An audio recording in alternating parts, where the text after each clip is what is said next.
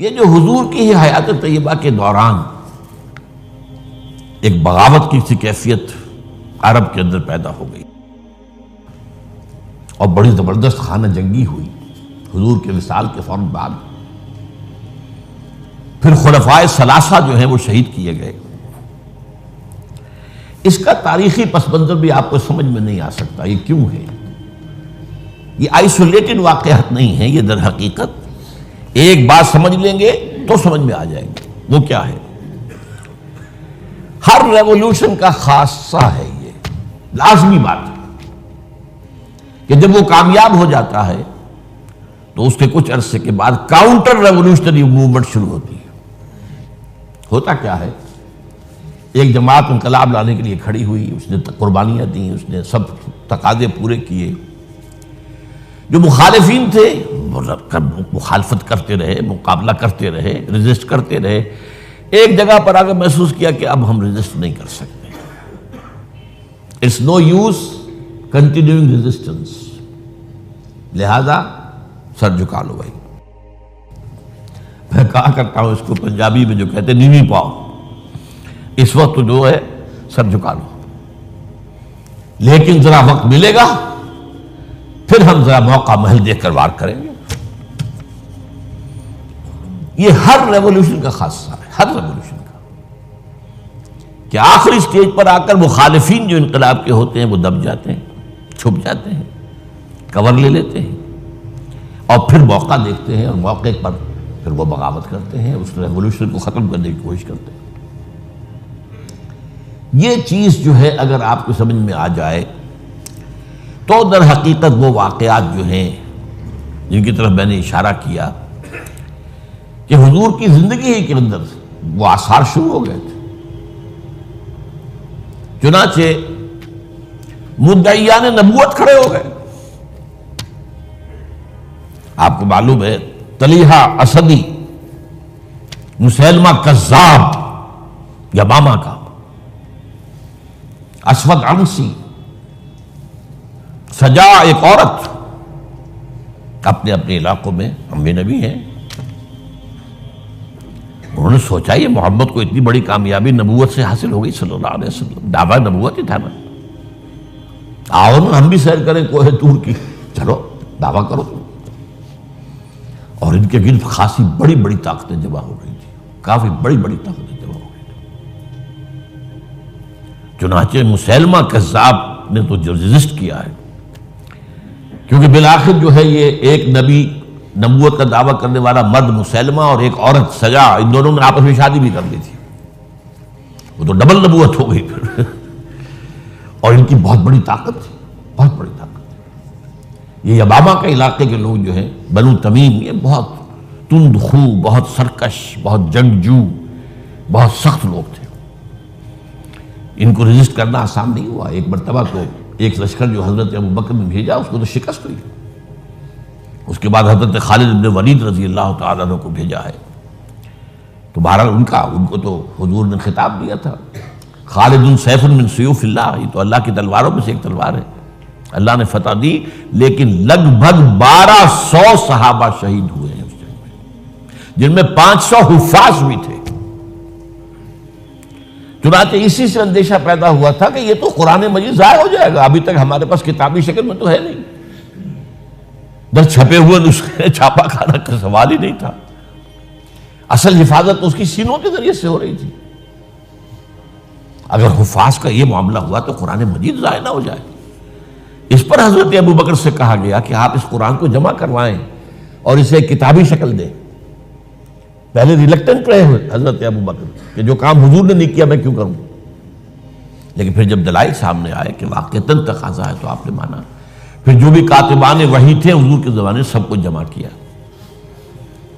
اور زید بن ثابت رضی اللہ تعالیٰ عنہ کو ان کا جو ہے چیئرمین بنایا. اس کمیٹی نے پھر جس کے پاس قرآن مجید لکھا ہوا کچھ تھا، کسی کے پاس اونٹ کی جو یہ اسکیپولا ہوتا ہے، یہ شانے کی ہڈی بڑی چوڑی ہوتی ہے تختی کی طرح، کسی نے اس پر کچھ لکھا ہوا ہے، کسی نے کوئی چمڑے کے اوپر کچھ لکھا ہوا ہے، کسی نے کسی کپڑے پہ لکھا ہوا ہے، کسی کو کوئی کاغذ مل گیا تو کیا ہی کہنے ہیں. تو پھر وہ جمع کیا گیا اور پھر سب جو ہے جو حفاظ بھی موجود تھے ان کے ذریعے سے پھر یہ کتابی شکل دی گئی. اس وجہ سے تو یہ جو ایک زبردست قسم کی تحریک اٹھی تھی وہ کیوں اٹھی تھی؟ اب اس کا تجزیہ کیجیے. اصل میں نے جو آیات آپ کے سامنے پڑھی کیوں پڑھی اس حوالے سے. پہلی بات تو نوٹ کیجیے، اذا جاء نصر اللہ والفتح ورأیت الناس يدخلون فی دین اللہ افواجا. جب اللہ کی مدد آ گئی اور فتح ہو گئی اور آپ نے دیکھا کہ لوگ اللہ کے دین میں فوج در فوج داخل ہو رہے ہیں. یہ جو فوج در فوج داخل ہونے کا فینومینن ہے، کیا اس میں یہ بات سمجھ میں آتی ہے کہ سب کے سب خالص مخلص مومن تھے؟ وہ تو یہ ہے کہ فتح کے بعد اب انہوں نے سمجھا کہ جب مسلمانوں نے مکہ فتح کر لیا تو اب کون ان کے مقابلے میں آئے گا؟ قریش شکست کھا گئے. It's no use continuing resistance. Let us go and declare our submission. جہاں ہم کہہ دیں ٹھیک ہے تسلیم کر. تو یہ دین میں داخل ہونا تھا، یہاں لفظ ایمان نہیں لایا گیا، اس نظام اطاعت میں شامل ہو گئے. اس کو نوٹ کیجئے اس بات. اذا جاء نصر اللہ والفتح ورأیت الناس يدخلون فی دین اللہ افواجا. اللہ کے دین میں داخل ہو گئے، اس نظام اطاعت کے اندر داخل ہو گئے اور انہوں نے کہا سمعنا واطعنا، اب ہم سنیں گے اور مانیں گے. اچھا یہ تو وہ فتح مکہ کے بعد. اس کے 1 سال کے بعد جب سورہ توبہ نازل ہو گئی اور مشرکین عرب کو آخری مہلت دے دی گئی، صرف 4 مہینے کی مہلت ہے، یا ایمان لاؤ یا تمہارا قتل عام ہو جائے گا. اس کا میں پس منظر کئی دفعہ بیان کر چکا ہوں.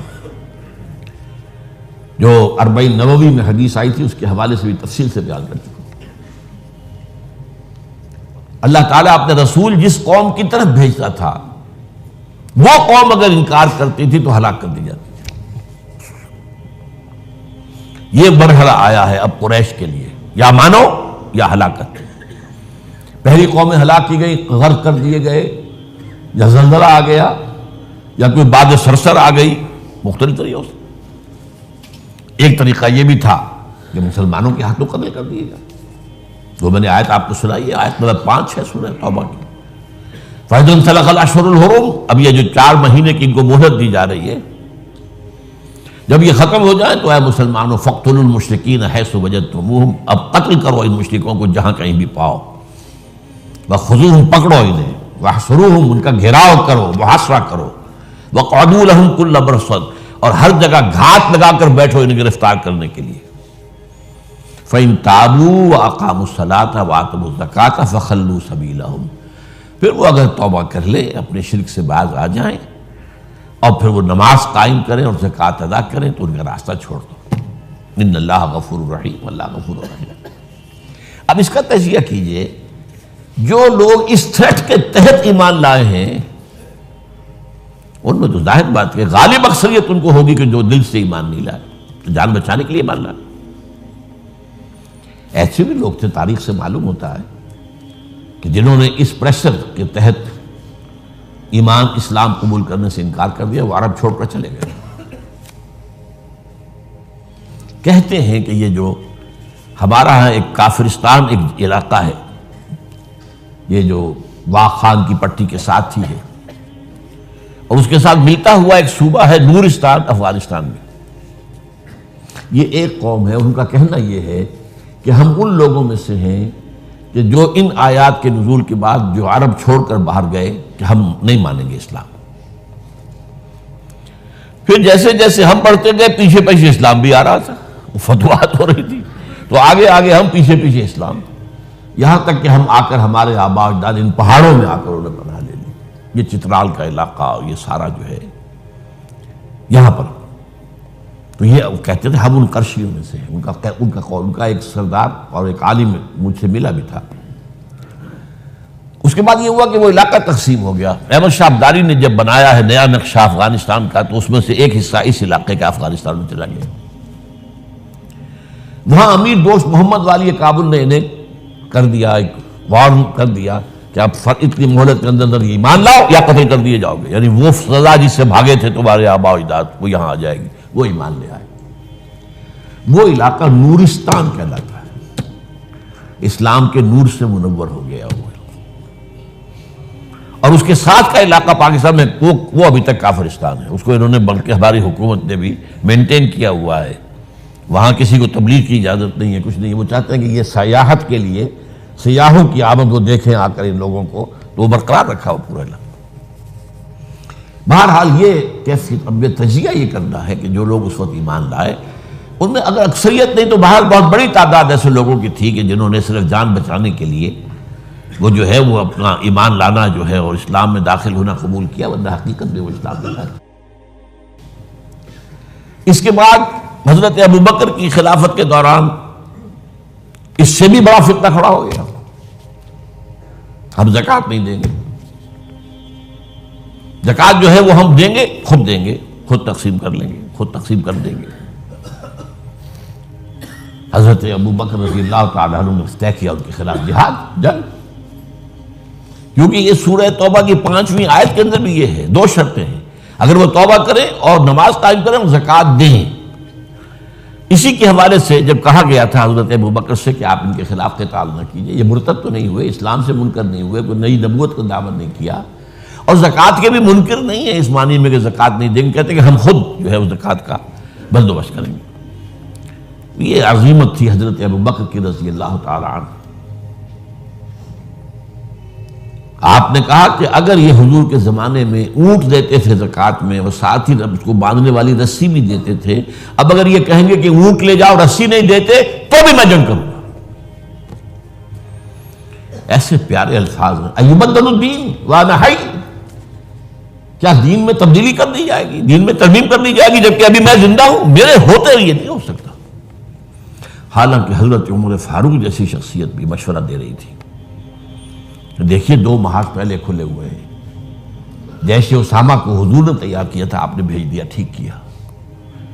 پھر جو نبوت کے دعوے دار تو کھلے مرتد ہو گئے، ان کے خلاف جہاد تو بالکل ضروری تھا.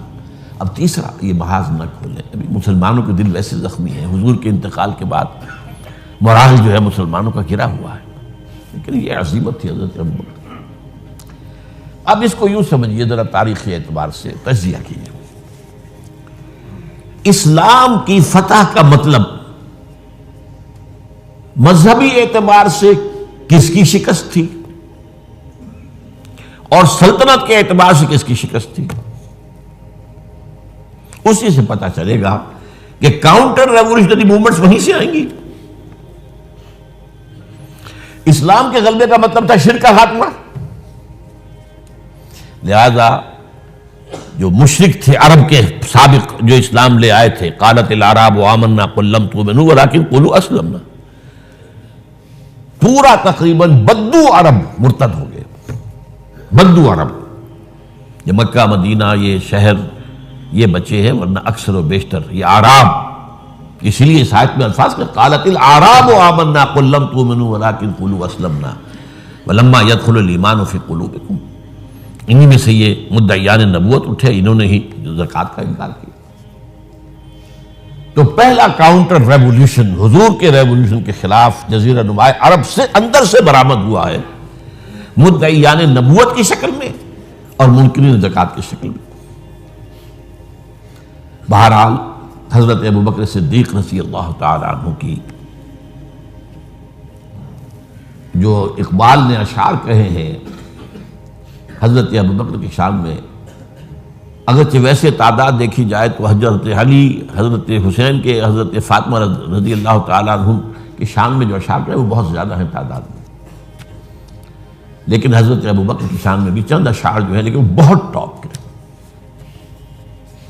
امن الناس بر مولائے ماں، کلیم اول سینائے ماں،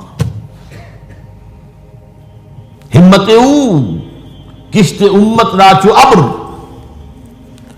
ثانی اسلام و غار و بدر و قبر. یہ 2 اشعار بڑی بڑی یوں سمجھ لیجیے کہ غزلوں پر اور مسئلے ابھارے. امن الناس، حضور نے فرمایا تھا مجھ پر جس نے کوئی احسان کیا ہے میں نے بدلہ چکا دیا ہے سوائے ابو بکر کے. اس کے احسانات کا بدلہ صرف اللہ دے گا. ہاں امن الناس بالموت، میرے مولا محمد صلی اللہ علیہ وسلم پر سب سے زیادہ احسان کرنے والا کون؟ ابو بکر. اور کلیم اول سینا ماں، جیسے صحرائے سینا پر، کوہ سینا پر حضرت کلیم اللہ سے ہم کلام ہوئے، تو نبوت محمدی کے پہاڑ پر سب سے پہلے ابو بکر آئے. کلیم اول سینا ماں. ہمت، یہ لفظ تھا جو میں چاہتا تھا لانا. ہمت، ان کے اندر جو ہمت تھی، جو ول پاور تھی، ہمت وہ کشت ملت را جو ابر، وہ تو بالکل ایسے ہے کہ جیسے کسی کھیتی کے اوپر ابر کا پانی برسے تو کھیتی لہلا اٹھتی ہے. یہ کام کیا ہے ہمت ابو بکر نے رضی اللہ تعالی، عظیمت. اور پھر جو بات کہی ہے ثانی اسلام و غار و بدر و قبر، پورے دیوان اسے ایک مصرے کے اوپر جو ہے نثار کر دیے جائیں. اسلام میں بھی نمبر 2 حضور کے بعد پہلے کون؟ ابو بکر. غار میں نمبر 2، غار ثور میں حضور کے ساتھ کون؟ ابو بکر. بدر میں نمبر 2، جب وہ بنا دی گئی تھی جھونپڑی اور وہاں حضور سجدے کر رہے تھے دعائیں، کون کھڑا تھا پہرے پر تلوار لے کر؟ ابو بکر. قبر میں نمبر 2، حضور جہاں دفن ہوئے وہیں نمبر 2 پر دفن ہوئے حضرت ابو بکر. بہرحال یہ جو پہلا کاؤنٹر ریولیوشنری موومنٹ تھی جو عرب سے اٹھی ہے، حضرت ابو بکر کی ہمت و عظیمت نے اس کو کچل کر اور گویا کہ کنسولیڈیٹ کر دیا اثر نو ریولیوشن آف محمد صلی اللہ علیہ وسلم کو. وہ انقلاب پھر محکم ہو گیا، مستحکم ہو گیا. اور اب حضرت عمر کے حوالے ہو گئی بات. اچھا، مذاہب میں کس مذہب نے سب سے زیادہ زک اٹھائی اسلام سے؟ پہلے شرک، دوسرا یہودیت. عیسائیت سے تو مقابلہ ہوا ہی نہیں، کوئی جنگ نہیں ہوئی رہی عیسائیوں سے. غزوہ موتا ہوا لیکن وہ بھی آخری دنوں میں. اور میں کئی دفعہ بیان کر چکا ہوں کہ عیسائیوں کا طرز عمل مسلمانوں کے ساتھ بہت بہتر تھا. نجاشی نے پناہ دی تھی، ہرقل جو ہے تیار تھا اسلام لانے کے لیے. ہرقلیس چاہتا کیا تھا؟ جیسے سن 300 عیسوی میں قسطنطین جو ایمپرر تھا روم کا، وہ عیسائی ہو گیا اور پوری مملکت عیسائی ہو گئی، تو نظام انٹیکٹ رہا، ایمپرر جو کا تو قائم رہا. اگر صرف ایمپرر قبول کرتا پوری قوم نہ کرتی تو معاملہ فساد ہو جاتا. وہ یہ چاہتا تھا کہ اب میری پوری قوم میرے ساتھ جو اسلام لے آئے. وہ ایک لمبی بات ہے، اس وقت میں تفصیل میں نہیں جا سکتا. بہت پیاری حدیث ہے، بڑی طویل، جو اس کا مکالمہ ہے جو کہ اس نے ابو سفیان سے اس وقت تک ایمان وہ نہیں لائے تھے. جب حضور کا خط پہنچا ہرقل کے پاس تو اس نے کہا کہیں کوئی عرب کے کوئی لوگ آئے ہوئے ہیں آس پاس، کوئی تاجر آیا کرتے تھے وہاں. معلوم وہاں ایک قبیلہ آیا ہوا تو ان میں وہ ابو سفیان قبیلہ لے کر گئے ہوئے تھے، ان کو بلایا گیا. بہرحال وہ ایک لمبی بات ہے، حدیث ہے موجود بخاری کے. یہودیت کی کمر ٹوٹی. 3 ان کے قبیلے تھے بڑے زوردار، وہ مدینے سے نکالے گئے. ایک قبیلے کے تو تمام جوان مردوں کو قتل کیا گیا. پھر ان کے مضبوط قلعے تھے خیبر کے علاقے کے اندر، فدق اور یہ ان سب میں سے نکالا گیا. تو جو ایگریوڈ پارٹیز تھیں تو ایک اعتبار سے شرک، مشرکین، ان کی طرف سے تو آ گیا رد عمل، کاؤنٹر ریولوشن، یہ حضرت ابو بکر کے دور ہی میں. لیکن میں یہودیوں کا ذکر اب بعد میں کروں گا. سلطنت کے اعتبار سے جس سلطنت کے چیتھڑے اڑ گئے وہ سلطنت ایران تھی. حضرت عمر کے ہاتھوں تو ختم ہو گیا، نسیہ منسیہ. سلطنت روما، اس کی صرف ایک ٹانگ ٹوٹی تھی 3 میں سے. وہ 3 بر اعظموں پر پھیلی ہوئی سلطنت تھی Roman empire. Eastern Europe, northern Africa, western Asia. Western Asia میں شام اور ترکی کا علاقہ. شام لیا گیا اس سے، باقی تو اس کے پاس رہا. مشرقی یورپ بھی رہا، شمالی افریقہ بھی رہا، وہ رفتہ رفتہ بعد میں جو ہے گیا، لیکن یہ کہ اصل میں جو ہے پہلے مرحلے میں اس کی ایک ٹانگ ٹوٹی، لیکن ایران کا خاتمہ ہو گیا۔ اور ایرانی بے انتہا نسل پرست، ان میں اپنی ریشیل سپیریورٹی کا بہت احساس ہے، نسلی برتری کا، اپنی تاریخ پر بہت ناز ہے، شہنشاہیت کی تاریخ جو کہ خسرو سے شروع ہوتی ہے، سائرس سے، پھر ڈیریس جیسا عظیم فاتح، بڑی عظیم تاریخ ہے ایران کی، اس کو یوں نہ سمجھیں، یہ معمولی شے نہیں ہے ایران، بہت عظیم تاریخ، اور کئی سو برس تک تو سارا معاملہ جو ہے، جسے آپ وہ سی-100 کہتے ہیں، تو یہ دو سپر پاورز نہیں ہیں، ایران اور روم، ایران اور روم، ایران اور روم، کبھی ایران غالب آ گیا روم بیٹھ گیا، کبھی روم غالب آ گیا ایران بیٹھ گیا۔ قرآن مجید میں ایک پوری سورت جو ہے سورہ روم کے نام سے ہے کہ نہیں؟ الف لام میم غلبت الروم فی ادنی الارض وهم من بعد غلبهم سیغلبون فی بضع سنین۔ بہرحال ایران کا جو پرخچے اڑے ہیں، بادشاہت ختم ہوئی ہے، اس کا وار آیا ہے حضرت عمر پر۔ یہ چونکہ ہوا حضرت عمر کے ہاتھوں،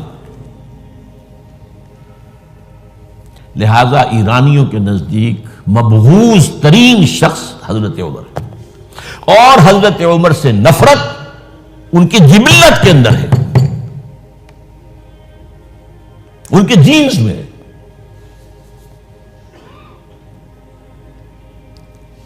چنانچہ کس نے شہید کیا حضرت عمر کو؟ ابو لولو فیروز، ایک ایرانی غلام تھا حضرت مغیرہ کا رضی اللہ تعالی عنہ۔ اس نے آ کر حضرت عمر سے شکایت کی کہ حضرت مغیرہ جو ہیں ان سے مکاتبت میں کر رہا ہوں، وہ مجھ سے بہت زیادہ پیسے مانگ رہے ہیں۔ مکاتبت یہ تھی کہ غلام طے کر لیتا تھا کہ میں کمائی کر کے تمہیں اتنے پیسے دے دوں گا تو مجھے تم آزاد کر دینا، مکاتبت کہلاتا تھا، تو وہ اتنے پیسے مانگتے ہیں، بہت زیادہ زیادتی کر رہے ہیں۔ حضرت عمر نے پوچھا کہ تم کیا کیا کام جانتے ہو؟ اس نے گنوایا، میں یہ بھی جانتا ہوں، یہ بھی جانتا ہوں، یہ بھی جانتا ہوں، میں ترخان بھی ہوں، میں فلاں بھی ہوں، میں چکیے بھی بناتا ہوں، میں یہ بھی کرتا ہوں۔ تو فرمایا کہ پھر تم پر یہ زیادہ نہیں ہے، جو مغیرہ تمہارے اوپر جس قدر رقم ڈال رہے ہیں زیادہ نہیں ہے، اور دیکھنا مجھے ایک چکی بنانی جانتے ہو تو ایک چکی مجھے بھی بنا کے دینا۔ کہا آپ کو تو میں وہ چکی بنا کے دوں گا جو ساری دنیا یاد کرے گی، دھمکی دے گئے، اور حضرت عمر نے پہچان لیا تھا کہ دھمکی دی اس نے۔ دوسری طرف اس کی پشت پر کون تھا؟ ہرمزان، یہ ایک بار جرنیل تھا ایرانی، شکست ہوئی، گرفتار ہو کر آیا، کیونکہ بہت بڑا وار کرمنل تھا، اس کو فیصلہ کیا گیا اس کی گردن اڑا دی جائے۔ اب اس کی چال دیکھیے، ایرانی ذہن کہ مجھے ذرا پانی پینے کے لیے دے دیں اس سے پہلے کہ میری گردن اڑائی جائے۔ حضرت عمر نے فرمایا ہاں پانی دے دو۔ اب پانی کا کٹورا ہاتھ میں کہتا ہے دیکھیے مجھے ضمانت دیجیے جب تک میں یہ پانی نہ پی لوں مجھے قتل نہیں کریں گے۔ کہ ہاں ٹھیک ہے، جب تک تم یہ پانی نہیں پی لو گے تو میں قتل نہیں کیا۔ وہ کٹورا پھینک دیا پانی کا، کرو کا قتل مجھے کیسے کرتے ہو؟ تو یہ پانی تو میں نے نہیں پیا، چھوڑنا پڑ گیا اس کو، زبان کی بات تھی۔ وہ تھا اس کی پشت پر ابو لولو فیروز، اور ابو لولو فیروز کے اب بھی اس کے جیسے ائمہ اہل بیت کے اہل تشیع جو ہیں وہ ان کے مقبروں کی صریخ بناتے ہیں، اس کے اوپر جالیاں، اس طرح اس کا ہے، اور حضرت ابو لولو فیروز کا حلقہ ہے، وہ قاتل عمر ہے رضی اللہ عنہ۔ تو سمجھ رہے اس بات کو؟ جو بھی اگریوڈ تھے وہیں سے کاؤنٹر اٹیک آنا تھا نا۔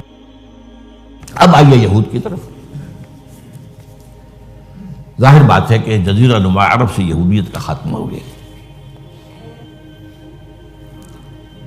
اس کے بعد مجھے اکثر اس معاملے میں یاد آ جایا کرتی ہے ایک پکچر کبھی کسی زمانے میں دیکھی تھی، ہیلن آف ٹرائے۔ وہ ٹرائے کا گھوڑا تو بہت سے لوگوں نے سنا ہوگا، کہانی ایسی ہے کہ ان کے تو اسپارٹا اور ٹرائے کے آپس میں جنگ تھی، اس میں وہ گھوڑا ایک بنا کر اس کے اندر چھپا کر فوجیوں کو وہ شہر کے اندر لے گئے تھے۔ اس جنگ میں ایک موقع پر جو ان کا سب سے بڑا یونانیوں کا جو سب سے بڑا سردار تھا، وہ جو ان کا سب سے بہادر شمار ہوتا تھا، وہ قتل ہو گیا۔ تو ایک یونانی جو ہے دوسرا سردار کھڑا ہو کر کہتا ہے، so this is the end of Greek bravery but not of Greek treachery. یہ یونانیوں کی بہادری کا تو خاتمہ ہو گیا اس شخص کی موت کے ساتھ، یونانیوں کی عیاری تو ختم نہیں ہوئی نا۔ تب اس نے پھر یہ پہلے تو پسپائی کروا دی، سب کے سب چلے گئے۔ اب یہ ٹرائے والے دیکھ رہے جا رہی ہیں فوجیں چلی گئیں، جہازوں میں بیٹھ کے بھی روانہ ہو گئے۔ پھر کچھ عرصے کے بعد واپس آئے، خفیہ طور پر گھوڑا بنا کر لائے بہت بڑا، اس کے پیٹ میں اپنے فوجی بھرے۔ اب وہ جو ہے لوگوں نے دیکھا بعد میں ٹرائے کا گھوڑا ہے، اس کو وہ لوگ اندر لے گئے، وہ خوشیاں منا رہے ہیں فتح کی۔ رات کو جب وہ شراب کے نشے میں دھت ہو چکے ہوئے تھے، وہ اس میں سے نکلے، پیٹ میں سے انہوں نے قتل کیا ہے۔ تو وہ ٹریچری ہے۔ تو یہودیوں کی بریوری تو ختم ہو گئی جبکہ خیبر فتح ہو گیا اور وہاں کے بڑے بڑے قلعے حضرت علی رضی اللہ تعالیٰ عنہ کے دست مبارک سے، اور ان کا بہت بڑا مرحب، بہت بڑا سردار، بہت بڑا طاقتور، وہ قتل ہوا حضرت علی کے ہاتھ رضی اللہ تعالیٰ عنہ۔ But not the Jewish treachery. وہ ٹریچری اب شروع ہوتی ہے حضرت عثمان کے زمانے میں۔ عبداللہ ابن سبا ایک یہودی ہے یمن کا، وہ اسلام کا لبادہ اوڑھ کر اسلام میں آ گیا مدینے میں۔ یہاں اس نے اس معاشرے کا خوب تجزیہ کیا، یہاں کیا کیا چیزیں ہیں، کون کون سی فورسز ایٹ پلے ہیں، میں کس دختری رگ کو چھیڑ سکتا ہوں۔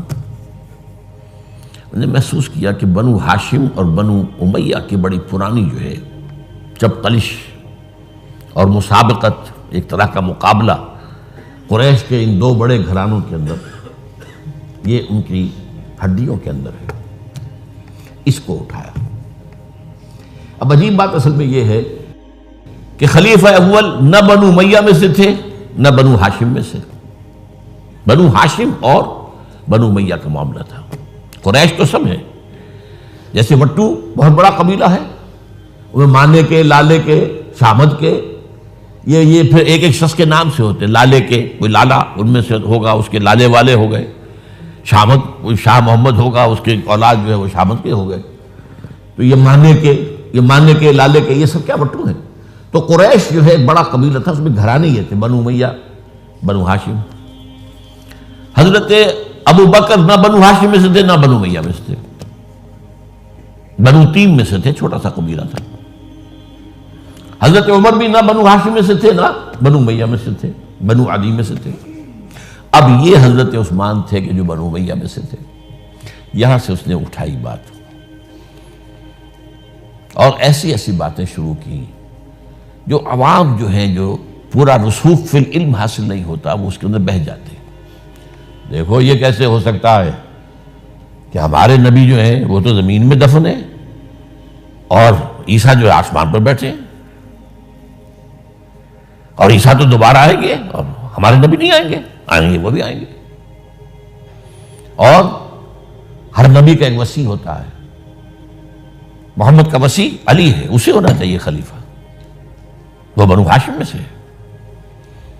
باقی جو بھی خلیفہ بنا ہے غاصب ہے، ابو بکر غاصب، عمر غاصب، اور اب جو ہے سب سے بڑا غاصب نہیں غصاب کہہ لیں اس کو، وہ تو بنو امیہ میں سے عثمان۔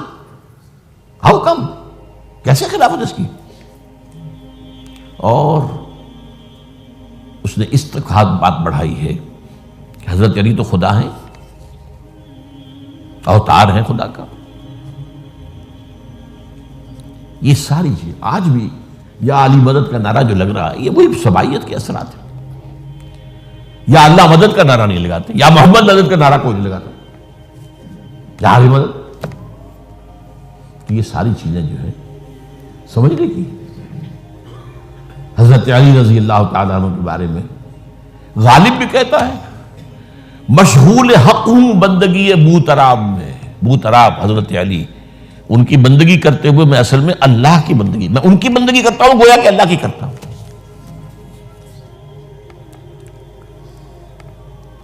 ہر چند علی کی ذات نہیں ہے خدا کی ذات، لیکن نہیں ہے ذات خدا سے جدا علی۔ یہ ساری باتیں اس نے پھیلائی اور فتنہ برپا کر، اور اس کی ایک خاص ٹیکنیک اس نے ایجاد کی۔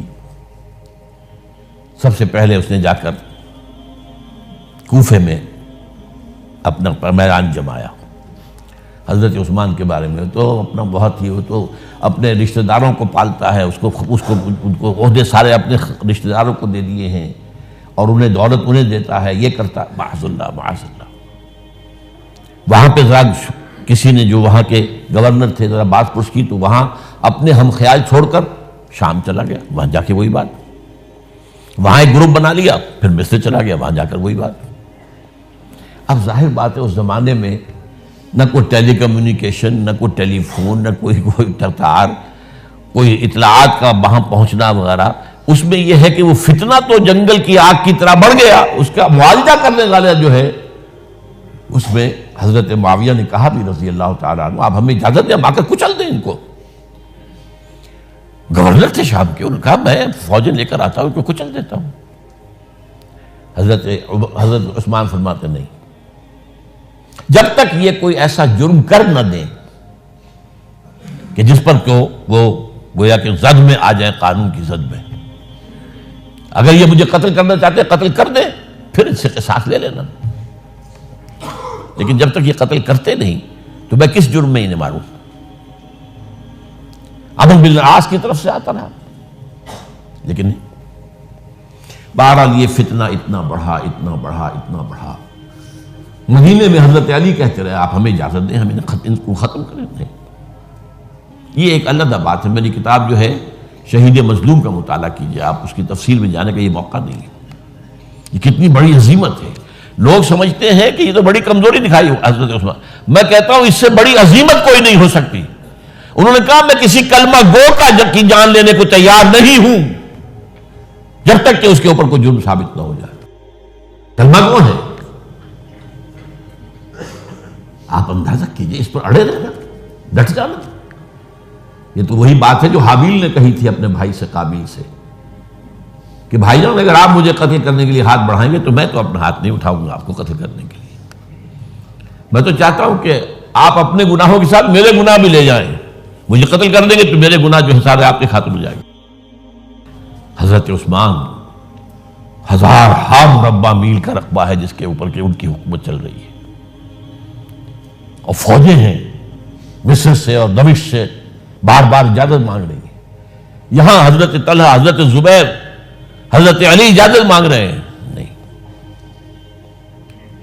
جب تک یہ کوئی جرم کر نہ لیں اس وقت تک نہیں۔ جب یہ جرم کر لیں گے پھر تم لینا اس سے قصاص، سزا دے دینا۔ چنانچہ آخری وقت تک بھی یہ ہوا ہے کہ حضرت علی کے دونوں صاحبزادے حضرت حسن، حضرت حسین، حضرت عثمان کے دروازے پر کھڑے پہرا دے رہے تھے، عبداللہ ابن زبیر پہرا دے رہے تھے، لیکن وہ جو بلوائی تھے وہ پچھواڑے سے کہیں دیوار پھلانگ کے گئے، انہوں نے حضرت عثمان کو شہید کیا رضی اللہ تعالیٰ۔ یہ ہے اصل میں یہودیت کا بیک لیش، یہودیت کا انتقام، اور جو سازشی ذہن اللہ نے ان کو دے رکھا ہے اس میں کوئی شک نہیں۔ ذہین انتہائی تباہ قوم ہے، لیکن ان کا جسے ہم کہتے ہیں ایول جینیس، تو ان کی ذہانت کا جو ہے میدان سازش، اور اس میں اتنے ماہر ہیں کہ وہ زخم لگایا ہے اسلام کو، جسد ملی کو، ابھی تک اس سے خون نکل رہا ہے۔ یہ سنیت اور شیعت کی تقسیم کہاں سے شروع ہوئی؟ وہی سبائیت، وہیں سے تو ہے دعا۔ حالانکہ جب حضرت علی کی بیعت ہو گئی ہے تو حضرت علی نے پھر عبداللہ ابن سوار سے کہا توبہ کرو، تم کہتے ہو کہ میں خدا ہوں، توبہ کرو ورنہ میں تمہیں زندہ جلا دوں گا۔ نہیں، تم ہماری جتنی چاہے آگ مالو، ہم کہتے تم اللہ ہو۔ اسے 40 آدمیوں سمیت حضرت علی نے زندہ جلوایا، اور یہ بات اہل تشیع کی کتابوں میں لکھی ہوئی ہے۔ بدقسمتی سے آج کل اگر کوئی بات کی جاتی ہے عبداللہ ابن سبا کے خلاف تو وہ سمجھتے کہ یہ شیعت کے خلاف بات ہو رہی ہے. حضرت علی نے تو خود ان کی اپنی کتابوں کے مطابق عبداللہ ابن سبا اور اس کے 40 ساتھی کو زندہ